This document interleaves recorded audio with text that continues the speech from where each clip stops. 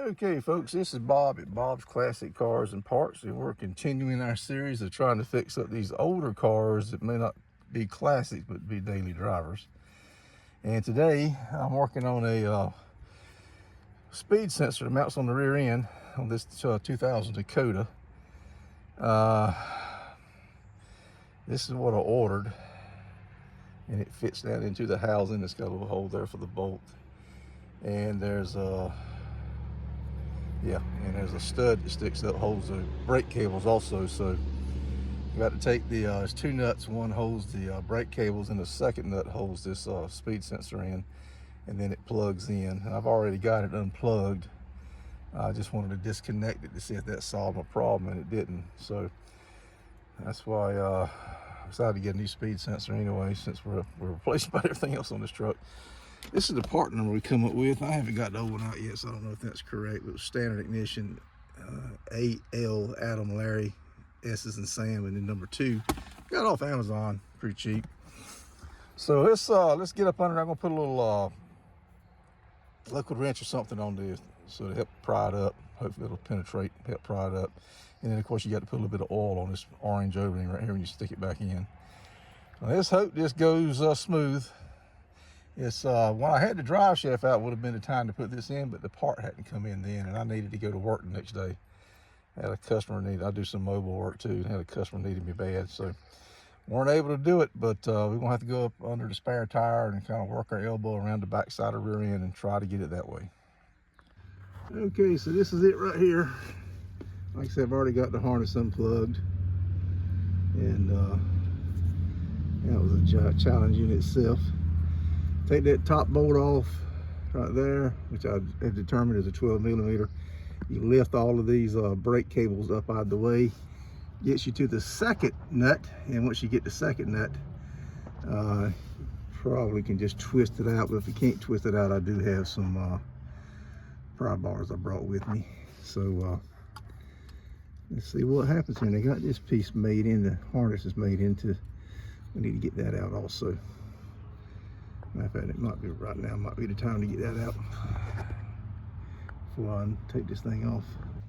Okay, I just took one of these pry bars that you use for doing door panels, stick behind door panels to pop them off, and it pulled up right out, no problem. So we get this out of the way, and then we can start working on those 2 nuts. Okay, so I'm gonna take my hand, pull around the back side of the rear end, but I've got the nut off and I got that bracket off, and you can see right there, you can see the bracket moving. So now we got to get a long socket and pop the other nut off. It turned out that top nut was a 1/2 inch. There it is right there.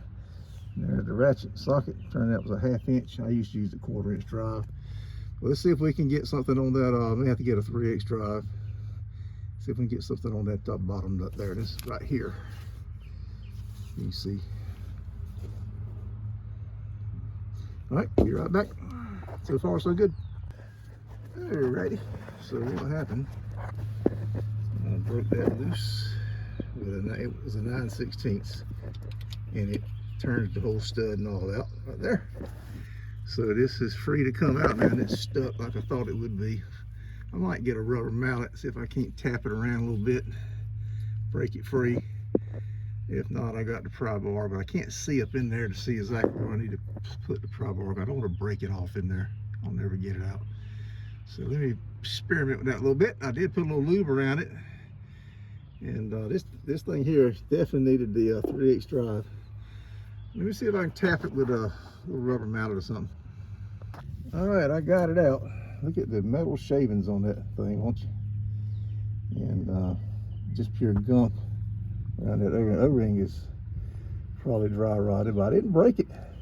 What I had to do, I just took this pair of Craftsman, what you call these pliers, they're pretty handy.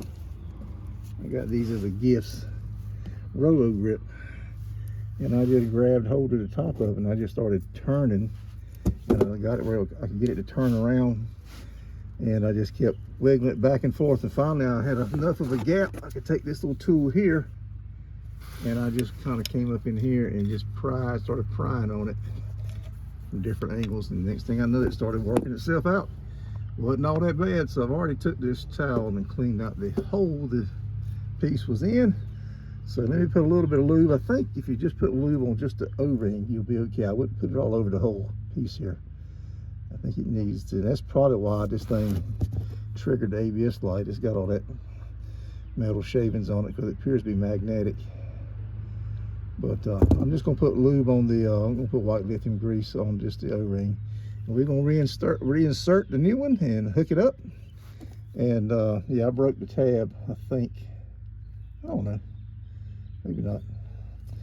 But metal piece came off. If I'd known that, I wouldn't have bought the one with the metal piece, but that's okay. Just another $1. So, all right, let me get the new one put in. Be right back. Okay, I got the new one in. Got the thread started. I need to twist it enough where I can get my. I'll do that after I get the bolt tightened down. Let me get the bolt tightened down. I got the stud in there. Let me tighten it down. You see it's in there. See? I got it clocked correctly, I believe. Yeah, I know I do, because the bolt went in. You can't clock it in correctly. All right, be right back. Okay, it's in. I got both the top nut and the bottom nut. The bottom nut and the top nut are in. The harness is plugged back in here on this end down here. See what's here? And it's plugged in right here. Well, not plugged in, but just put into this bracket. I did have a little bit of trouble with this top piece of this metal bracket that holds that brake cable. Didn't want to fit over this shield because the old shield was made with a wide enough opening, you know, just a little leg, and this one here is a bigger metal plate, so created a little bit of trouble. I was able to bend it back and got that down. Everything's good and tight. This get a picture of all the tools I use, not very many, and then we're going to get the code scanner, clear out the codes, and we're going to go for a ride and make sure the speedometer is working and the ABS light stays off, which it may take 90 miles or so. I don't know how long for the I know the check engine light takes sometimes 90 miles. We'll see about the ABS light. So I'm pretty happy. That was an amazingly easy job. All right, here's the tools that I ended up using. Got some deep creep to just kind of creep in there and kind of help it unseat the nuts and the sensor itself. And when I was putting the new sensor in, I just took some white lithium grease and sprayed it on a towel, a rag, one of those blue shop towels, and just took my finger and just wiped it on the O-ring only, kept it off of the sensor. A couple little pry bars, small and a medium size. The small one actually came in the most handy in my case. And these are pry bars that are mainly used for doing interior work, for like behind door panels. 3/8 drive, 9/16 socket. See there? That's for the big nut, and the little nut was a 1/2 inch socket, and I was able to get it off with a 1/4 inch drive. You could do both with a 3/8 drive. Some roto grip pliers came in real handy on getting that sensor, twisting it around and then prying, getting it to a position where you could pry up on it at the same time while you try to pull up on it. And I had a flashlight that pivots around. That came in very handy. And that was it, guys. So let me get the code scanner. Let's clear the codes and take it full spin. All right, I got it plugged in, got the switch on. The ABS light has gone out, at least right now it has. Maybe it's because it ain't running. It says read code, so I'm gonna press OK. Current. It's got 7 pending, 3 current. Let's see what the current codes are.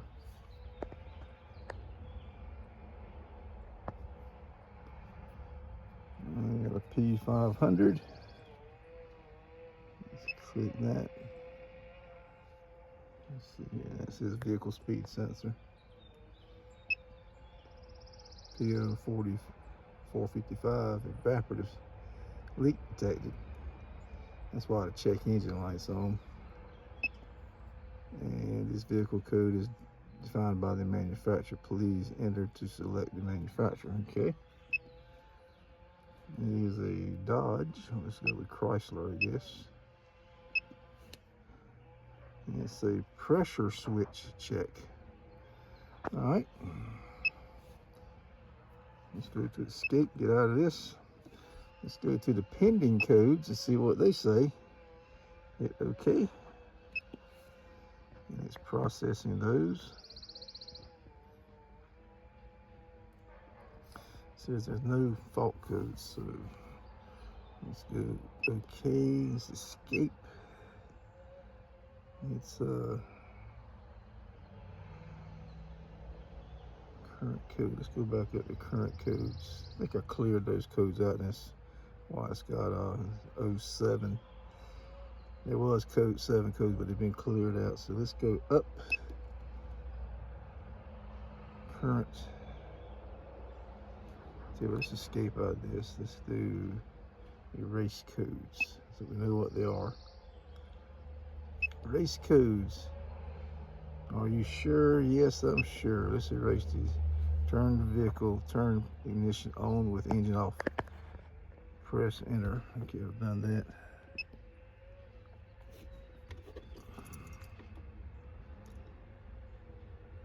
Okay. Emissions related diagnostic information has been cleared. Okay. We got a permanent fault code lit up in red there. So let's go back up and read the codes again, just see what happens. Still showing 3 codes.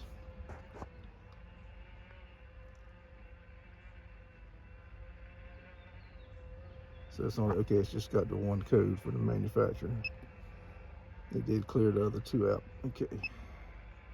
Chrysler pressure switch 1784. All right, let's go for a drive. See if how the anti-lock brakes do. All right, I just started it up. The ABS light is on. The check engine light went out, and that's because I cleared the codes. So let me shut down the shop and go inside and get out of this dirty old t-shirt I've been laying on the ground. And let's go for a spin. Alrighty folks, so speedometer is working good.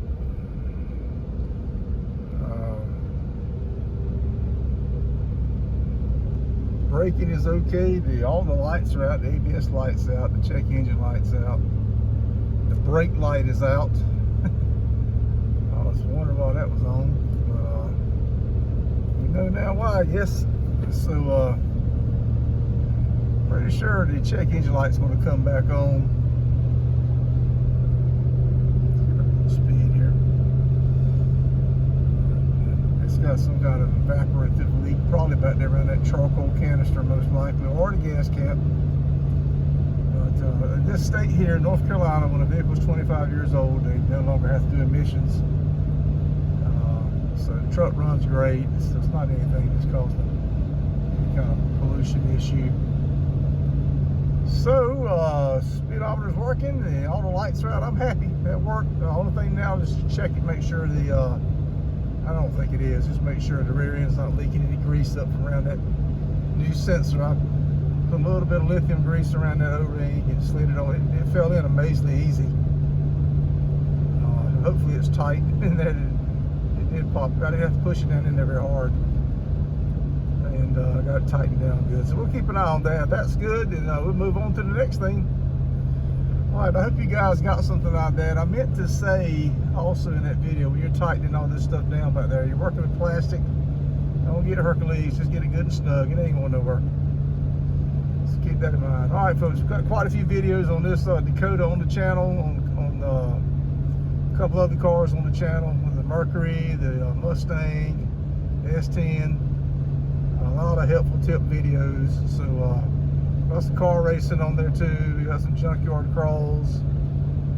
Oh man, we got some car collections and auctions that we've gone to, car shows, a lot of different stuff for the car guys. So it's something for everybody. So scroll down, look at some of those other videos. I've really appreciated the channel. It's doing good, getting good views again. Kind of comes and goes for whatever reason. Almost never have figured that out, but right here lately we've been doing pretty good. So hope you guys enjoyed this, and Bob out.